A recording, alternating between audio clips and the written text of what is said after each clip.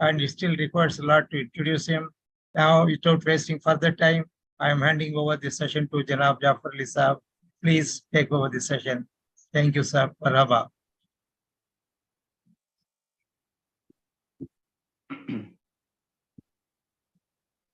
السلام علیکم ورحمۃ اللہ وبرکاتہ.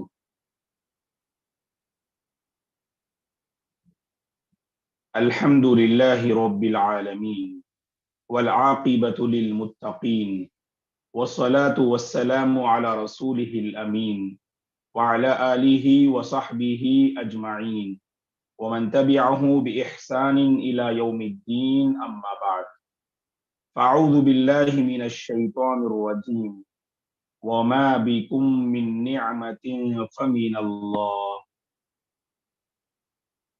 سب سے پہلے ہم اللہ تبارک و تعالی کا شکر بجا لاتے ہیں کہ اس نے ہم سب کو اس مبارک مجلس میں جمع کیا، جس عظیم مقصد سے ہفتے میں ایک مرتبہ یہاں ہماری حاضری ہوتی ہے. اللہ تبارک و تعالی اس مقصد میں ہم سب کو کامیابی عطا فرمائے.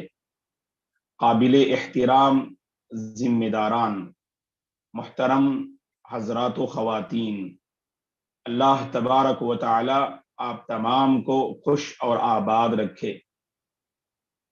قوم و ملت کی فکر، قوم و ملت کا درد جو آپ کے سینوں میں بسا ہوا ہے، اللہ تبارک و تعالی اس فکر اور درد میں مجھے اور آپ کو سچا اور مخلص بنائے، تاکہ ہماری زندگی ہمارے اپنے طلباء اور طالبات کے حق میں مفید اور مؤثر بن جائے.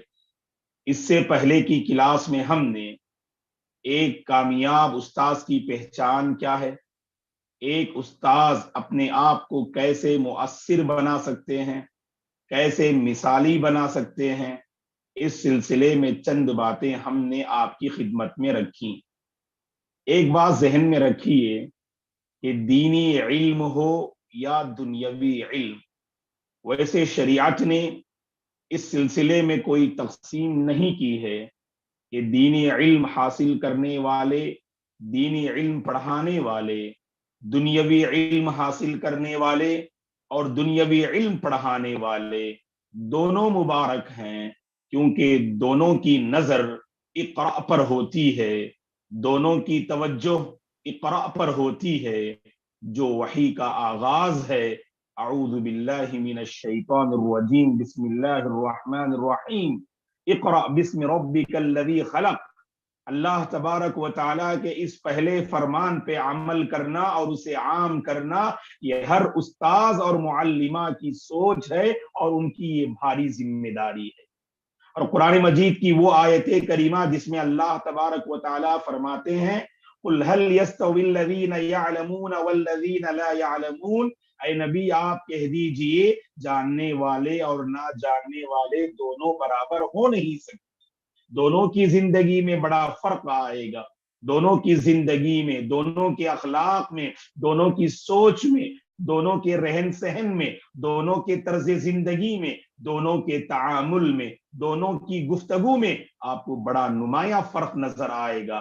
یہی وجہ ہے ہم دیکھتے ہیں اللہ اکبر، وہ گھرانہ جو علم سے مالا مال ہو، اس گھر کے افراد کی سوچ میں کافی نکھار اور بہت زبردست بدلاؤ آپ پاتے ہیں.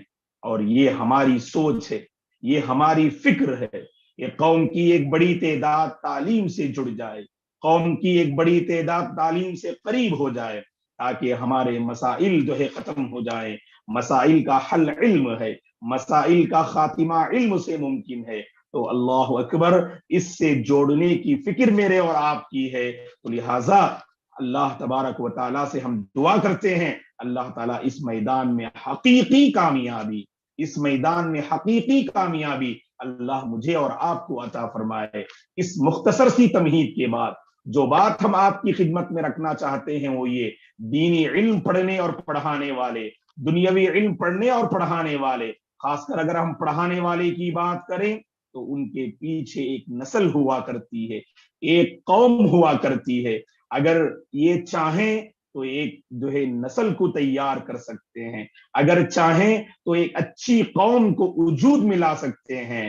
تو اللہ اکبر، طلباء اور طالبات کی شکل میں اللہ تعالیٰ نے جو بہترین امانت ہمارے حوالے کیا ہے، ہم انہیں معمار قوم بنا سکتے ہیں. اس بات کو اچھی طرح ذہن میں بٹھا لیجیے. ایک استاذ کا بڑا کردار ہوتا ہے، ایک استاذ کا بڑا کردار ہوتا ہے اس نسل کو تیار کرنے اور اس نسل کو بگاڑنے میں بھی. لہذا نسل کو اللہ کی طرف سے امانت سمجھ کر طلباء اور طالبات، یہ نئی نسل ہیں، یہ عطا کردہ انمول تحفہ ہیں، تو ان کی تربیت کرنا، ان کو بنانے کی فکر کرنا اور تعلیم سے آراستہ کرنا، ان کے مستقبل کو نکھارنے کی فکر کرنا، یہ ہر استاذ اور معلمہ کی ذمہ داری ہے، ہر استاد اور استانی کی ذمہ داری ہے. یہ سب سے پہلے ہم تصور کریں، اور اس کے لیے ہمیں مثالی استاد بننا ہے، مثالی استاذ بننا ہے، مثالی معلمہ بننا ہے. ڈوب کر پڑھانے کی ضرورت ہے، ڈوب کر پڑھانے کی ضرورت ہے. جیسا کہ اس سے پہلے ہم نے کہا کہ ایسا نہ سمجھیں کہ تدریس بس ہم اپنے جو ہے پیٹ کی جو ہے یعنی کا مسئلہ حل کرنے کے لیے، روزی روٹی کے لیے ہم نے اس پیشے کو اختیار کیا ہے، ایسا ہرگز نہ سمجھیں. بہت سارے میادین ہیں، بہت سارے فیلڈ ہیں، اس فیلڈ میں کام کرنے والے صرف پیٹ کے مسئلے کو حل کرنا چاہتے ہیں. ہم اپنے پیٹ کے مسئلے کو حل کرنے سے زیادہ ایک نئی نسل کو وجود میں لانا چاہتے ہیں، معمار قوم ہم بنانا چاہتے ہیں، ایک جو ہے نسل کے فیوچر کو روشن کرنا ہم چاہتے ہیں. یہ ہمارے ذہن میں ہمیشہ ہونا چاہیے. تو لہٰذا ڈوب کر پڑھانے کی کوشش کریں. جو سبجیکٹ بھی ہمارے حوالے کیے جائیں اسے بوجھ نہ سمجھیں، بلکہ اسے ڈوب کر پڑھائیں. اور ایک بات ذہن میں رکھیں، صرف ہم طلباء سے کہتے ہیں کہ پست ہمت نہیں ہونا چاہیے، بلند ہمتی اپنے اندر پیدا کریں، حوصلہ اپنے اندر پیدا کریں. تو ہم یہاں محترم معلمین، محترم معلمات کی خدمت میں یہ گزارش کرتے ہیں، ہم کبھی پست ہمت نہ ہوں، ہم کبھی مایوس نہ ہوں، ہم کبھی پست ہمت نہ ہوں، ہم کبھی مایوس نہ ہوں. ہمارے اندر بلند جو ہے حوصلہ ہونا چاہیے، ہمارے عزائم نیک ہونا چاہیے، ہمارے ارادے پختہ ہونا چاہیے. تبھی چل کر ہم اپنے بچوں کو تیار کر سکتے ہیں. ورنہ استاذ پڑھاتے ہوئے خود کہ جب بھی وہ کلاس میں حاضر ہوتے ہیں ان کے اندر ایک بلند ہمت ہی نہیں ہے اپنے سبجیکٹ کو لے کر. میرا یہ سبجیکٹ نہیں تھا، مجھے سونپا گیا. تو شروع سے آخر تک، سال کے شروع سے آخر تک اس سبجیکٹ کو بوجھ سمجھ کر پڑھاتے ہیں. کہاں سے وہ طلباء اور طالبات کے کندھوں پر جو بوجھ ہے اس بوجھ کو ہلکا کر سکتے ہیں، اس بوجھ کو وہ ہلکا کر سکتے ہیں اگر استاد نے خود اس سبجیکٹ کو جو ہے بوجھ سمجھ لیا ہو. وہی استاد پڑھانے میں کامیاب ہو سکتے ہیں جو سبجیکٹ کو لیتے ہوئے فراخ دلی سے لے، خوش دلی سے لے، اس کے بعد اسے ڈوب کر پڑھانے کی کوشش کرے. جب ڈوب کر پڑھانے کی کیفیت ہمارے اپنے طریقے تدریس میں، اگر پڑھانے کے طریقے میں، اگر ٹیچنگ طریقے میں اگر ڈوب کر پڑھانے کی کیفیت اگر پیدا ہو جائے تو سمجھ لیجئے گا دوستو، الحمدللہ ہمارے ہر لفظ اور ہمارے ہر کلمہ یہ صرف بچوں کے کانوں پر سے نہیں، بچوں کے دل پر ہم اثر انداز ہو سکتے ہیں، بچوں کے دل میں ہم اپنا مقام بنا سکتے ہیں. کیونکہ اس طلباء اور طالبات ہمیں پڑھتے ہیں، ہمارا مطالعہ کرتے ہیں، ہمیں غور سے دیکھتے ہیں کہ اس سبجیکٹ کے سلسلے میں ہماری کیا سوچ ہے. ہم کہیں اسے ظاہر کریں نہ کریں، ہماری ادا سے وہ چیزیں ظاہر ہو ہی جاتی ہیں. تو لہٰذا ہمیں ایک مثالی استاذ بننا ہے، ڈوب کر پڑھانے کی کوشش کرنی ہے اور پست ہمت نہیں ہونا، ہمیشہ بلند حوصلہ رکھنا، ہمیشہ بلند حوصلہ رکھنا چاہیے. اور ایک اہم بات ہے تدریسی فیلڈ میں اور ٹیچنگ فیلڈ میں کامیابی کے لیے زمانے کے تقاضوں کو بھی سامنے رکھنا چاہیے، زمانے کے تقاضوں کو بھی سامنے رکھنا چاہیے. ایک زمانہ تھا، آپ جانتے ہیں اچھی طرح سے، کہ تعلیم و تربیت میں مار کا بڑا دخل تھا، ہے کہ نہیں؟ کہ مار کے بغیر اور استاذ کی پٹائی کے بغیر طلباء اور طالبات تعلیم و تربیت کے مراحل کو طے نہیں کرتے تھے. یہ تو قدیم زمانہ تھا، لیکن دور بدل چکا ہے، زمانے کے تقاضے بدل چکے ہیں. اب اگر کوئی استاذ مار کے ذریعے اگر بچوں میں تربیت اور تعلیم کا جو ہے سہارا لینا چاہیں تو زمانہ ایسا ہے دوستو کہ آج کے طلبہ مار کو برداشت نہیں کرتے ہیں، آج کے طلبہ استاذ کی ڈانٹ کو برداشت نہیں کرتے ہیں، تو زمانے کے تقاضے کے مطابق استاذ کو چاہیے وہ اپنے آپ کو ڈھالے۔ سب سے پہلے استاذ کو صابر بننا ہے، سب سے پہلے استاذ کو صابر بننا ہے۔ یاد رکھیے گا کہ اس ٹیچنگ فیلڈ میں کامیابی کے لیے اور ایک کامیاب استاذ کے لیے، ایک مؤثر استاذ کے لیے صابر ہونا بہت ضروری ہے۔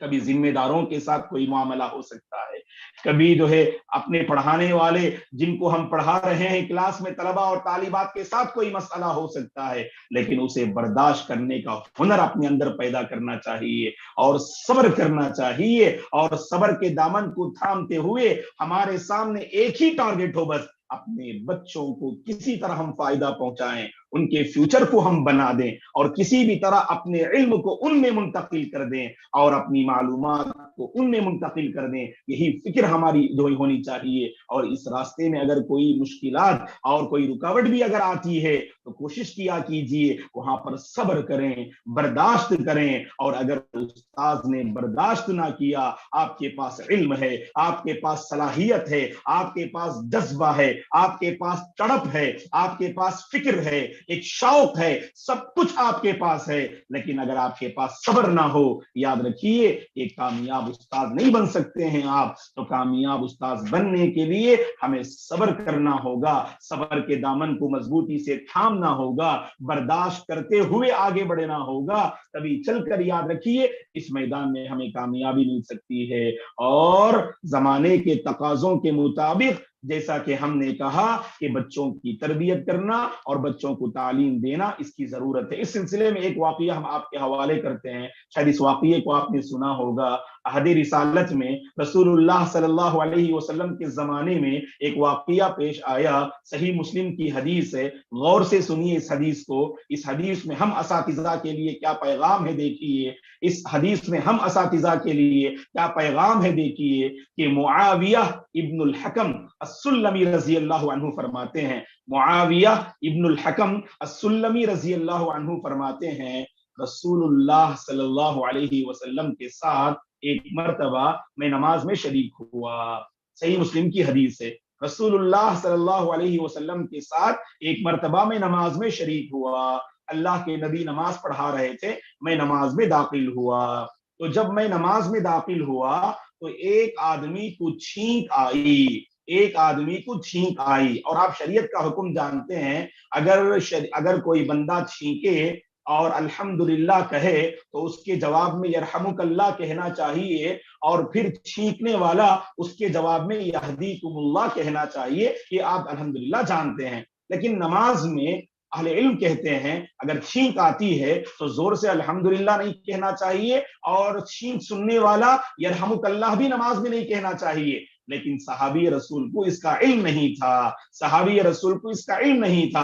اور آپ کو یہ بھی بات معلوم ہونی چاہیے، شروع میں نماز میں بات کرنے کی اجازت تھی، اور بعد میں اللہ نے سورہ بقرہ کی آیت کریمہ نازل کر کے وقوموا للہ قانتین، اس آیت کے نازل ہونے کے بعد نماز میں بات کرنے سے بھی منع کر دیا گیا، اور اس کا علم صحابی رسول معاویہ رضی اللہ عنہ کو نہیں تھا۔ لہٰذا یہ فرماتے ہیں میں نماز میں شریک ہو گیا، اور ادھر ایک آدمی کو چھینک آئی، میں نے زور سے یرحمک اللہ کہہ دیا، نماز ہی میں میں نے زور سے یرحمک اللہ کہہ دیا۔ تو اس کے بعد ہوا کیا؟ فرمانی القوم بابصارہم، تو فرماتے ہیں صحابی رسول تو لوگ مجھے اپنی نگاہوں سے گھورنے لگے نماز ہی میں، کیونکہ بات نہیں کرنی چاہیے اور میں نے یہاں پر بات کر دی، تو لوگ مجھے اپنی نگاہوں سے گھورنے لگے نماز ہی میں۔ میں نے جب لوگ مجھے گھورنے لگے نماز میں نے ان لوگوں سے نماز ہی میں کہا ما شأنکم تنظرون الیہ، تمہیں کیا ہو گیا ہے، تم مجھے گھور کے کیوں دیکھ رہے ہو؟ اس کے بعد صحابی رسول فرماتے ہیں جب میں نے بلند آواز سے یہ الفاظ کہے تو اس موقع پر صحابہ نے کیا کیا؟ فجعلوا یضربون بأیدیہم علی اخفاضہم، تو وہ صحابہ اپنے ہاتھوں کو اپنے ران پر مارنے لگے، اس طرح سے اپنے ران پہ مارنے لگے، یعنی یہ سمجھانا چاہتے ہیں صحابہ کہ نماز میں بات نہیں کرنی چاہیے، خاموش ہو جاؤ۔ معاویہ رضی اللہ عنہ فرماتے ہیں میں سمجھ گیا کہ نماز میں بات نہیں کرنی چاہیے، تو وہاں پر خاموش ہو گیا۔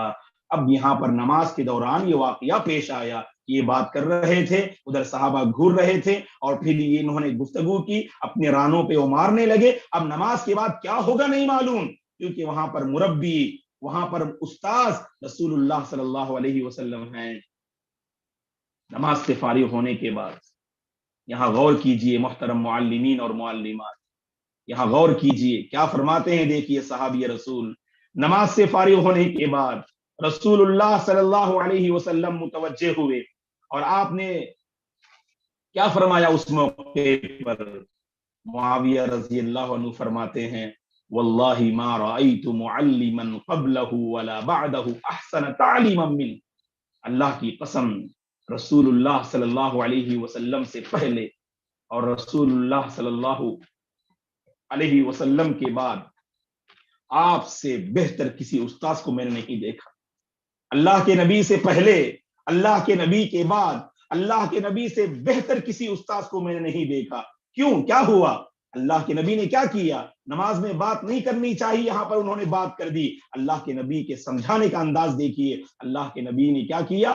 اللہ کے نبی کے متعلق فرماتے ہیں فواللہ ما قہرنی ولا ضربنی ولا شتمنی، اللہ کی قسم اللہ کے نبی نے مجھے ڈانٹا نہیں، اللہ کے نبی نے مجھے مارا نہیں، اللہ کے نبی نے مجھے برا بلا کہا نہیں، بلکہ اللہ کے نبی نے کہا ان هذه الصلاة لا يصلح فيها شيء من كلام الناس انما هو التسبیح والتکبیر وقراءۃ القرآن، یہ نماز ہے، نماز میں گفتگو مناسب نہیں۔ اللہ اکبر، کیا سمجھانے کا انداز ہے، دیکھیے اللہ کے نبی نے کیا فرمایا، بھائیوں یہ نماز ہے اور نماز میں بات کرنا مناسب نہیں، یہاں تو تسبیح کی پابندی کرنی چاہیے، تکبیر کی پابندی کرنی چاہیے، اور نماز میں قرآن کی تلاوت کرنی چاہیے، ایسا اللہ کے نبی نے حکم دیا۔ تو بہرحال اللہ کے نبی صلی اللہ علیہ وسلم کی تربیت اور تعلیم کا یہ انداز تھا۔ اساتذہ کو بھی چاہیے، کبھی طلبہ غلطی کر جاتے ہیں، اور ایسا نہ ہو کہ غلطی کرنے والے بھی ایک درجے کے نہیں ہوتے ہیں، کبھی طالب علم یا طالبہ سے پہلی بار غلطی ہوتی ہے اور وہ بھی انجانے میں ہوتی ہے، اور کبھی وہ ان کے پاس کوئی عذر بھی ہوتا ہے، ایسی صورت میں آپ اگر سخت جھڑک دیتے ہیں، سخت ناراض ہو جاتے ہیں، ڈانٹ دیتے ہیں، بے قابو ہو جاتے ہیں، زبان کو بے لگام کر دیتے ہیں، ناشائستہ الفاظ استعمال کر دیتے ہیں، یاد رکھیے گا آپ کی ایک ڈانٹ ایک طالب علم اور ایک طالبہ کے فیوچر کو برباد کر دے سکتی ہے، تعلیم سے نفرت جو ہے دلا سکتی ہے آپ کی ایک ڈانٹ، کیونکہ استاذ کی ڈانٹ کا بڑا اثر ہوتا ہے طلبہ اور طالبات میں۔ آپ نے وہاں پر بیجا سختی کی، جہاں سختی نہیں کرنی چاہیے وہاں پر آپ نے سختی کی، آپ کی سختی طلبہ اور طالبات کے فیوچر کو کوسچن مارک بنا سکتی ہے، اسی لیے وہاں پر ہم اچھا اسلوب اختیار کریں اور ایسا درد مندانہ اسلوب اختیار کریں کہ طلبہ اور طالبات کو اپنی غلطی کا بھی احساس ہو جائے اور آئندہ اس غلطی کی جرأت بھی نہ کریں۔ غلطی کو دیکھ کر نظر انداز کرنے کی بات ہم نہیں کر رہے ہیں دوستو، غلطی کو دیکھ کر نظر انداز کرنے کی بات ہم نہیں کر رہے ہیں، بلکہ غلطی کو غلط بتانے کا ایک ہنر ہوتا ہے، غلطی کو غلط بتانے کا ایک سلیقہ ہوتا ہے، اس سلیقے کو اپنائیے اور زبان میں شائستگی کو ہمیشہ برقرار رکھیے، کیونکہ معاف کیجئے گا اسکول اور کالجز میں پڑھانے والے بعض اساتذہ کے سلسلے میں شکایت آتی ہے، اللہ رحم فرمائے کہ جب وہ پڑھاتے ہیں اور جب غصے میں آ جاتے ہیں تو اپنے آپ سے بے قابو ہو جاتے ہیں، پتہ نہیں طلبہ اور طالبات کے سلسلے میں کیا الفاظ استعمال کرتے ہیں۔ معاف کیجئے گا دوستو، کبھی ہم اللہ کی خاطر بد دعا کے الفاظ ہرگز استعمال نہ کریں، بد دعا کے الفاظ ہرگز استعمال نہ کریں۔ طلبہ آئے ہیں بننے اور سنورنے کے لیے، ایک امید لے کر طلبہ کلاس میں آتے ہیں، ایک امید لے کر ہمارے درمیان آتے ہیں، لہٰذا ہم انہیں بد دعاؤں سے نوازیں گے، ہم ان سے اگر مایوس ہو جائیں گے، بتائیے گا ان کی تربیت کون کریں گے، ان کو سواریں گے کون؟ سوارنے کی ذمہ داری ہماری ہے، بنانے کی ذمہ داری اگر ہماری ہے، اگر ہم ہی ان کو ڈانٹنے، جھڑکنے، نفرت کرنے والے بن جائیں گے تو پھر وہ محبت اور تربیت کے لیے کہاں جو ہے تلاش کرتے پھریں گے، تو لہٰذا وہ ہماری خدمت میں حاضر ہوئے ہیں، اس کو ایک انمول جو ہے ایک بہترین فرصت سمجھیے، ایک بہترین موقع سمجھیے اور اپنی زبان کو ہمیشہ لگام دینے کی کوشش کیجیے۔ کبھی غصہ بھی آتا ہے، وہاں پر اپنی حالت کو بدلیے، کبھی کسی طالب علم کو دیکھ کر بہت غصہ آ رہا ہے، بے قابو ہونے کی کیفیت ہے، وہاں پر اپنی حالت کو بدلیے. کرسی پہ بیٹھے ہیں, کھڑے ہو جائیے, یا پانی پی لیجیے, یا اپنی جگہ کو وہاں بدل لیجیے, تو ضرور انشاءاللہ آپ کے اندر غصہ ٹھنڈا ہوگا اور طالب علم کی صحیح رہنمائی کر سکتے ہیں, آپ اس کی صحیح تربیت کر سکتے ہیں. تبھی چل کر یاد رکھیے گا اس میدان میں ہمیں کامیابی مل سکتی ہے. اور ایک اہم بات بتا دیں کہ طلباء کو کنٹرول کرنے کی صلاحیت بھی ہمارے پاس ہونی چاہیے.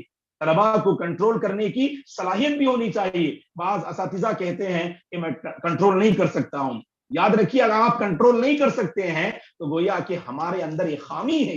یہ خامی کو دور کرنے کی کوشش کیجیے, اور ایسی خامی ہے کہ جس کو دور کر سکتے ہیں آپ, تو سوچئے کہاں آپ سے غلطی ہو رہی ہے, کہاں آپ سے غلطی ہو رہی ہے, تو اس غلطی کو پہچانیے اور اسے دور کرنے کا ہنر اپنے اندر پیدا کیجیے آپ. ورنہ بعض اساتذہ کی ہمیشہ شکایت ہوتی ہے, فار ایگزامپل 10th B کے طلباء ہمیشہ لڑتے ہیں, ہمیشہ جھگڑتے ہیں, اور ہماری بات سنتے نہیں, ہم ریسپانس نہیں کرتے ہیں, اور یہ صرف شکایت کرتے رہیں گے تو حل نہیں ہوگا. یاد رکھیے آپ کو خود سوچنا ہے. آپ یہاں سے گھر جاتے ہیں اور آپ کو فارغ اوقات ملتے ہیں, وہاں بیٹھ کے سوچنا ہے کل میں اپنے آپ کو کیسے کامیاب بناؤں, کل میں اپنے آپ کو جو ہے کلاس میں جو ہے کیسے جو ہے کنٹرول کرنے کی صلاحیت اپنے اندر میں پیدا کروں. یاد رکھیے گا ہر آنے والا کل ہمارا گزرے ہوئے کل سے بہتر ہونا چاہیے.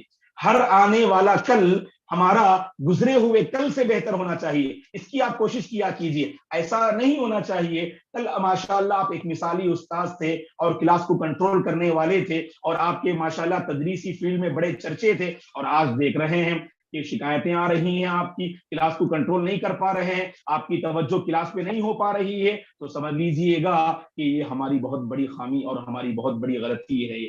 کیونکہ ہر آنے والا کل گزرے ہوئے کل سے بہتر ہونا چاہیے. ورنہ اگر زمانے کی اگر ہم بات کریں, زمانہ ایسا چل رہا ہے دوستو, آپ بھی اچھی طرح محسوس کرتے ہیں کہ ہر آنے والا زمانہ پچھلے زمانے سے بدتر ہوتا جا رہا ہے کہ نہیں. اخلاق کے اعتبار سے, تربیت کے اعتبار سے, تعلیم کے اعتبار سے اگر آپ دیکھیں ہر آنے والا زمانہ پچھلے زمانے سے بدتر ہوتا جا رہا ہے. یہاں ہمیں مایوس نہیں ہونا چاہیے.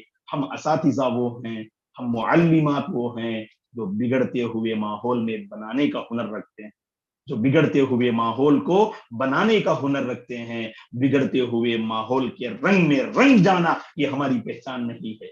پھر دوبارہ دہراتا ہوں, دیکھیے, بگڑتے ہوئے ماحول میں بگڑ جانا یہ ہماری پہچان نہیں ہے. بگڑتے ہوئے ماحول کے رنگ میں رنگ جانا یہ ہماری جو ہے پہچان نہیں ہے. ہماری پہچان تو یہ ہے بگڑتے ہوئے ماحول